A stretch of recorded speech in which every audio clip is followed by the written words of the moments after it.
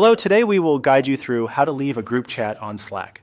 If you're trying to clean up your Slack workspace, reduce notifications, or simply step away from a channel you no longer need, the process is quick and straightforward. In this walkthrough, we'll show you exactly how to leave a group chat or channel in Slack using the desktop view. Start by opening Slack and making sure you are on the home screen of your workspace. This is the main Slack interface where you can see your conversations, channels, and recent activity. Once you're there, take a moment to look through the list of chats or channels in the sidebar. Next, find the channel you want to leave. In this example, we're using a sample channel, but the same process applies to any group chat or channel you no longer want to be part of.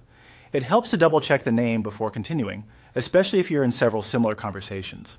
When you found the correct channel, click on it to open the conversation.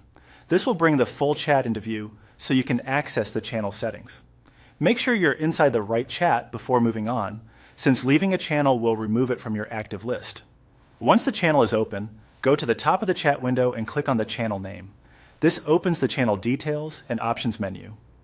Slack places several channel management actions here, so this is the area you'll use whenever you want to view information or adjust settings for that conversation.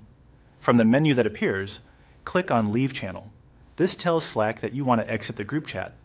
Depending on your workspace settings, you may no longer receive messages or notifications from that channel after leaving it. After that, Slack will ask you to confirm your choice. Click the confirmation option to complete the process. This final step is important because it prevents accidental exits and gives you one last chance to make sure you really want to leave. And that's it. You have successfully left the Slack group chat or channel.